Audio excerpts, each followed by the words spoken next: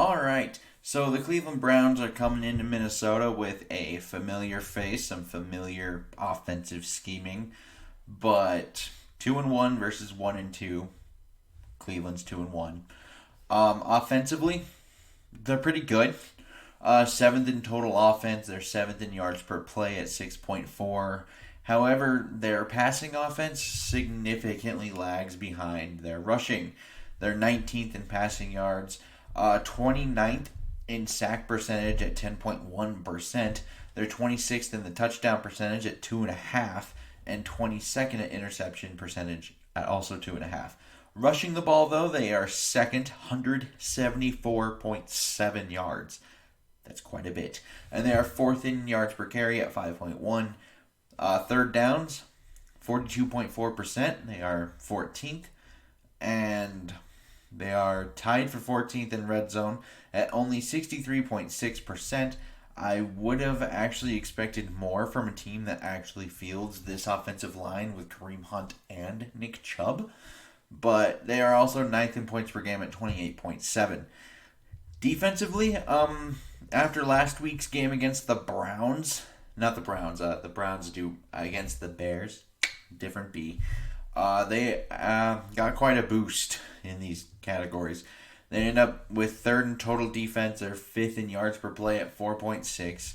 Sixth in passing yards at 181.7. Second in sack percentage at 12.4%. 24th in touchdown percentage, 5.9. And 20th in interception percentage at 1.2. They are fifth in rushing yards allowed at 67.0. Third in yards per carry at 3.1. But they are 25th in third down percentage at 47.4%. And 14th in red zone at 62.5%. And they are 7th in points per game, allowing 20. Now, their injury report. Chris Hubbard, backup tackle. He's out with a tricep injury. Greg Newsome, the first-round corner from Virginia Tech, he's out with a calf. Sione Takitaki, he's questionable with a hamstring. He was limited all week. J.C. Treader and Jedrick Wills are both questionable. Treader with a knee, Wills with an ankle, and they both didn't practice until Friday, where they were both limited. So they're banged up there. Now, Minnesota offensively, third in total offense, or 10th in yards per play at 6.1 per play. 7th in passing yards. However, they have a significant boost here than recent years at 6th in sack percentage at 4.0. They're 8th in touchdown percentage at 6.7. And they are tied for first in interception percentage, as Kirk has not thrown one yet. They are 6th in rushing yards and 7th in yards per carry at 4.6. 11th in third down percentage at 42.5. And they're tied 14th in red zone percentage at 63.6. Tied with the Browns. And they're 8th in points per game at 29.0. Defensively, not quite as stout as Cleveland is on paper. 28th total, 31st in yards per play at 6.8. They're 27th in passing yards, 5th in sack percentage though. 27th in touchdown percentage at 6.3%. 16th in interception percentage at 2.1. They are 21st in rushing yards allowed at 119.3 and 29th in yards per carry at 4.8. Their third down percentage is pretty good, though. They are third there at 29%. 27th in the red zone, though, at 75%. And they are 20th in points per game allowed at 26.0. Now, their injury report, Amir Smith, he's out with a toe. He was mainly the kick returner. Dalvin Cook, he is questionable with an ankle. Barr, questionable with a knee. And Michael Pierce is questionable with an elbow and shoulder injury. However, he was a no-go on Friday, and he was limited on Thursday. So his questionable could be closer to doubtful. Chris Boyd also questionable with a hamstring, as he was limited all week with Barr and Cook. Now, get to my real thoughts. So offensively, don't necessarily let these defensive numbers scare you. And the reason I say that is they've kind of feasted on rookie quarterbacks. They've played Mahomes and Tyrod Taylor for, only a half of Tyrod Taylor. But in that span, they allowed 78.7% for 462 yards, 9.8 yards per attempt, 4 touchdowns, no interceptions, only 2 sacks for 13 yards, and 136.0 quarterback rating. Against the 2 rookies in Davis Mills and Justin Fields, 36.8%, 170 yards, 4.5 yards per attempt, 1 score, 1 interception. They have 10 sacks for 74 sack yards and 49.2 quarterback rating allowed. So they've kind of feasted on these rookie quarterbacks, and the 2 veterans that they played kind of lit them up a bit. Now, it's understandable against Mahomes, but Tyrod Taylor going for 10 of 11 for 125 yards and a score and a quarterback rating of over 144 in one half, averaging, what was it? I think it was like 11 yards per attempt. That's not acceptable if you're the Cleveland Browns. So I'm kind of thinking this defense, probably not quite as good as their numbers say, although that run game is pretty serious. They've only allowed 3.2, 2.9, and 3.5 yards per carry in their last couple of games. Now, it was 3.5 against the Bears, so perhaps Minnesota can get that trending in the wrong direction for them, but I'm not entirely sure they can.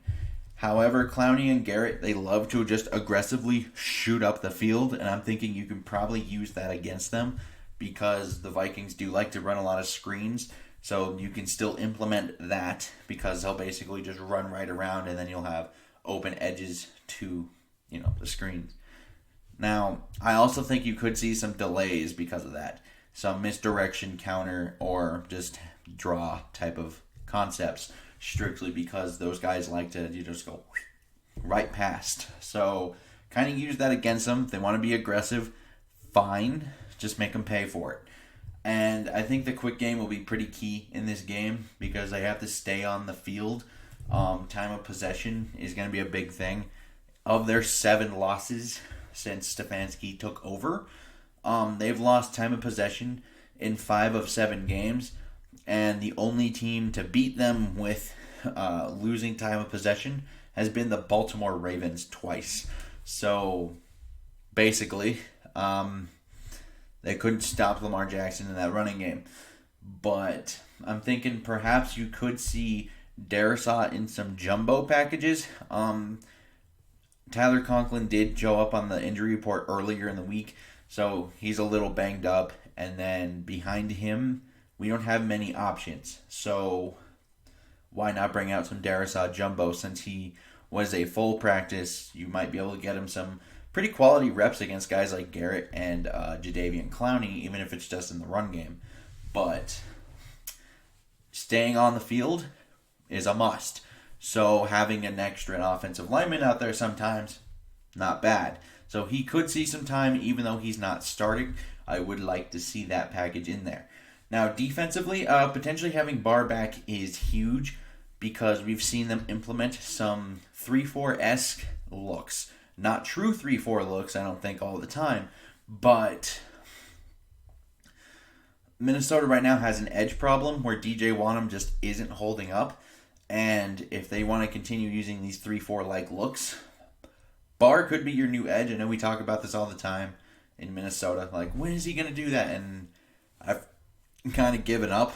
But the fact that they're willing to stand up Nick Vigil as a linebacker like that, as like a rush linebacker over the tackle, they're sure as hell going to be willing to do it against, well, not against, but with Anthony Barr, who makes more sense to do that. However, Michael Pierce being probably out for this game really hurts. It's a good thing they have Dalvin Tomlinson to take over at the nose spot.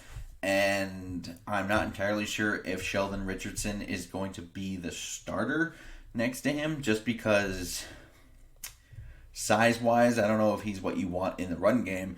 So at 3-tech, he's still possibly just going to be a rotational pass rusher type, and you could see a guy like James Lynch was playing nose, so you might be able to see him if Pierce can't go. Armon Watts is another one. So they just have more size than Sheldon. So it's kind of like you could see that, assuming he can't go. So, and I know a lot of people are going to focus like, well, how do you stop this run game? And oddly enough,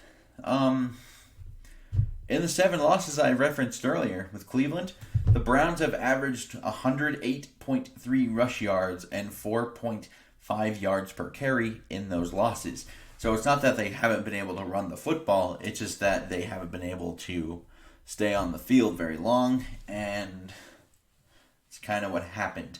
Because if you make Baker beat you, he completed 57.1% with a 73.5 quarterback rating in those 7 losses. At least those are his totals. So make of that what you will. So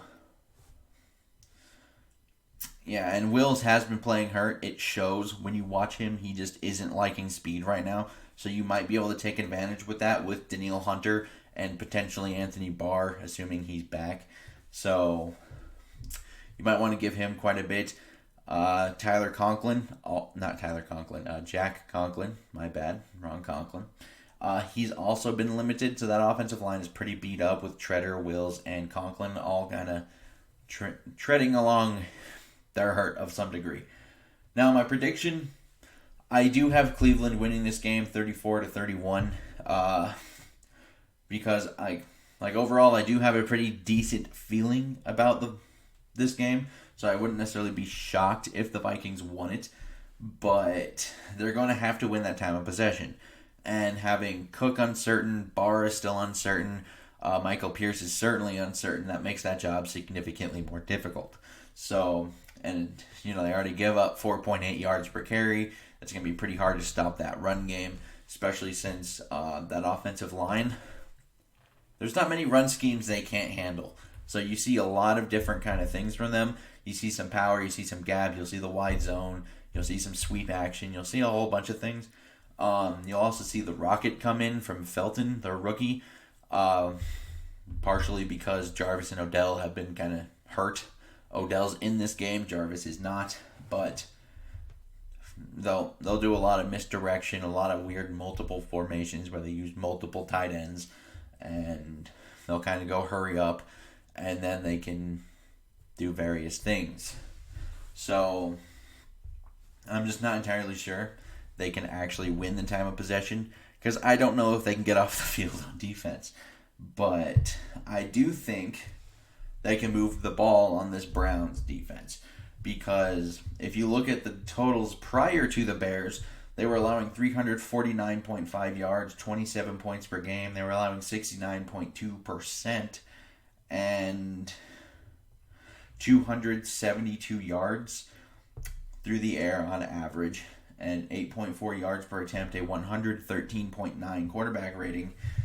But their run game was still pretty stout, which is where this becomes potentially an issue. That's why we're going to have to rely on Kirk Cousins' arm quite a bit in this game, I think, because they were only allowing 3.0 yards per carry prior to that game. So their run defense is pretty solid and legit. I'm just not sold on their pass defense being quite as good as it was last week against the Bears, because everyone's kind of freaking out like, oh, look at their pass rush. Prior to that, they only had, I think, 3 sacks, one of them on Davis Mills. So it is what it is, but I'd like to know your guys' comments down below. Like and subscribing, always helpful. And until next time, I bid you all adieu.